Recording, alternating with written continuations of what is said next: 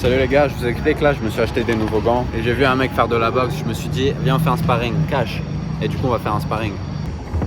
Du coup, pour ceux qui n'ont pas suivi, là actuellement je suis en Thaïlande, je suis à Chiang Mai, donc le nord de la Thaïlande.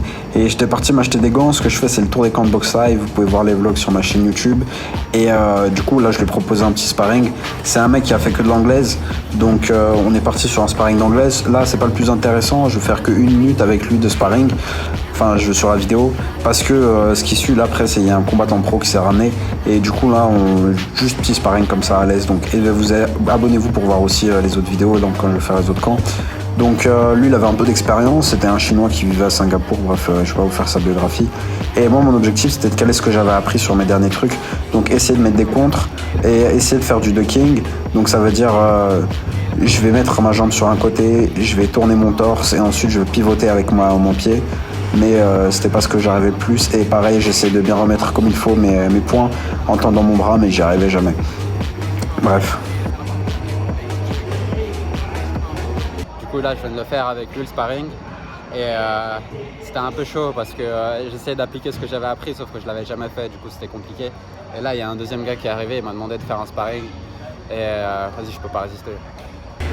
Pour vous donner le contexte, au moment du combat, moi je savais pas que c'était un pro. Mais je me suis juste dit c'est un mec qui veut tourner comme ça. Et en fait, je comprenais pas parce qu'il avait des gants, tu sais, c'est des gants Décathlon. Donc en général, quand t'as ces gants Décathlon, c'est que t'as pas beaucoup d'expérience en général. Sauf que je vois qu'il commence à bien faire des déplacements de buste. Et moi je me suis dit ah ouais, ça se trouve il doit avoir du niveau. Puis je vois qu'il bouge bien ses pieds, donc je me dis ah ouais, c'est sûr et certain qu'il a du niveau. Je vais essayer de caler 2-3 trucs. Donc quand je suis face à lui, j'ai pas du tout la pression de ouais, le mec il est chaud quoi.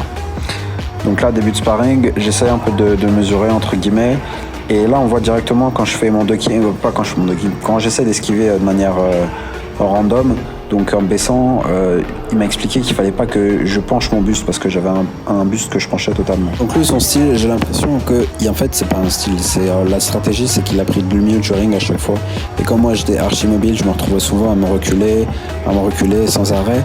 Et j'ai l'impression qu'il attaque pas en premier et qu'il est plutôt en contre. Ça veut dire qu'il essaye de créer des ouvertures et il avance beaucoup sur la tête en avant comme ça. J'ai envie de le taper, comme ça moi je tape, je crée une ouverture et il vient en contre. Il faut savoir que la plupart des KO ils viennent en contre. Donc là on voit que je me suis baissé, ça va, je suis resté un peu droit, c'était pas mal. Là j'ai essayé de caler une feinte pour que je puisse faire une droite au corps. Donc je fais une feinte avec mon bras gauche et ensuite j'attaque avec une droite au corps. Après comme ça là on voit qu'il a des bons déplacements pour esquiver.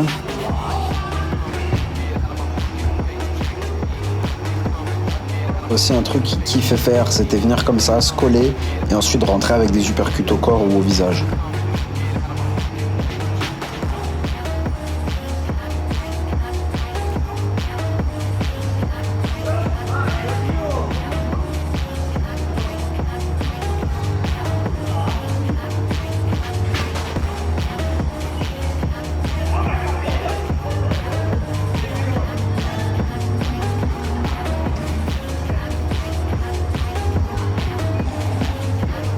Donc là c'est dommage, j'ai fait une belle esquive avec un shoulder roll, mais ça veut dire que je me suis protégé avec mon épaule et je l'ai mise en avant et je me suis mis de profil. Mais c'est dommage parce que je n'ai pas fait de contre avec, j'en sais rien, avec un jab ou bien un cross.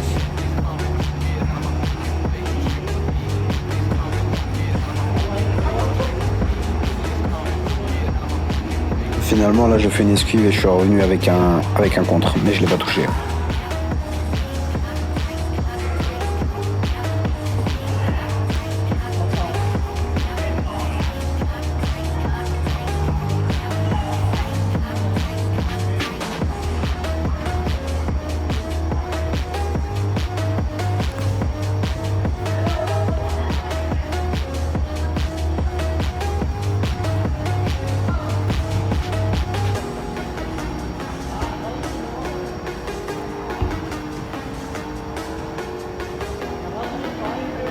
Là, j'ai voulu faire une espèce de ducking, mais j'ai mal fait, puis je me suis retrouvé à donner mon dos et à galoper, c'était la pire chose à faire.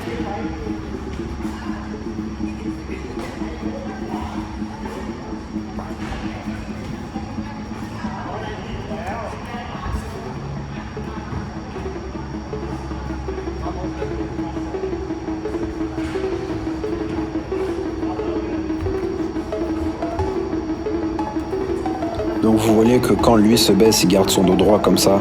Et moi, je gardais pas du tout mon dos droit, j'avais tendance à pencher mon dos.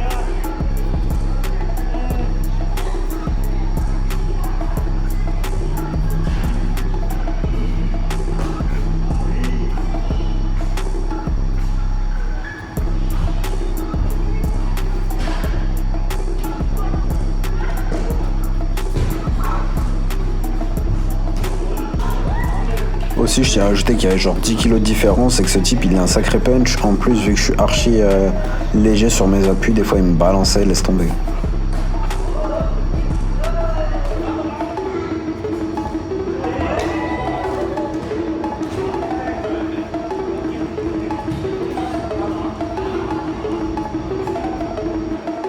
Donc là, je fais le même coup que j'aime faire d'habitude. Ma jambe avant, je la mets au niveau de ma jambe arrière. Comme ça, je me retrouve à devoir me déplacer sur la droite et ensuite je fais un pivot pour mettre un crochet par exemple. Mais là, j'ai glissé, c'était pas parfaitement exécuté.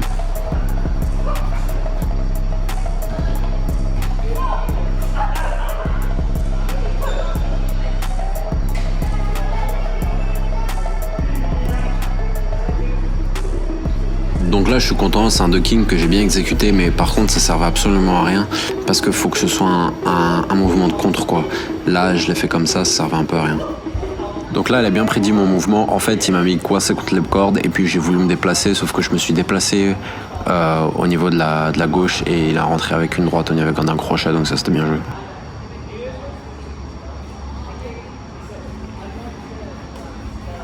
Même moi, sur le moment, là, je me suis dit, j'ai abusé, j'ai fait n'importe quoi. Ouais. Donc là, j'ai bien gardé ma garde bien fermée, bien hermétique, bien scellée sur mes appuis, je suis content. Donc là, je me retrouve dans le coin. En fait, je me laisse un peu aller dans le coin parce que genre, je veux voir comment est-ce que je réagis dans le coin. Et là, je voulais voir, essayer de me manger des coups, voir comment est-ce que je pouvais trouver des ouvertures.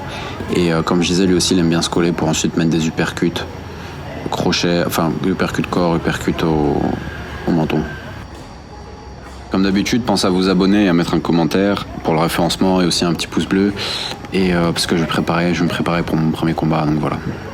Et du coup, conclusion de mes nouveaux gants, parce que moi j'étais là pour essayer ça, j'ai pris du 10. C'est bien pour les entraînements, mais pas pour les sparring. Bon, donc du coup, je suis parti au Decathlon de Chiang Mai. En vrai, c'est sympa parce que genre dans les Decathlon, il y a plein de trucs, genre il y a des trucs Fairtex et il n'y a pas que des produits Decathlon. Et il y a pas mal de produits français, donc c'est grave drôle à voir. Et là, je suis un peu au nord de Chiang Mai. En fait, Chiang Mai, c'est une vieille ville. Et c'est aussi tout autour, ça s'est élargi, quoi. Une couronne périphérique. Donc en vrai, ça fait pas mal grand. Et dans ce Decathlon, justement, là où j'étais, il y avait de quoi s'entraîner. Genre, il y avait un... Attendez, je vous montre ça. Là-bas, il y a un petit terrain de football, de futsal, quoi. Et ça va, le Decathlon, il est super grand. Et il y a tous les produits qu'on retrouve en France, plus ou moins. Et en gros, là, il y avait un truc de fitness. Et en fait, ce qui est sympa, c'est que c'est en libre accès, quoi. Et aussi, il y a un truc de boxe, là. Et donc, c'est les deux gars qui sont en train de tourner, avec qui j'ai tourné. Donc là, il y a le ring et il y a ça. Et donc, du coup, en sortant du Decathlon, là, je me suis retrouvé à proposer un sparring au mec parce que j'ai vu qu'ils s'entraidaient. Et ensuite, du coup, il y a le pro qui s'est ramené. Et puis voilà.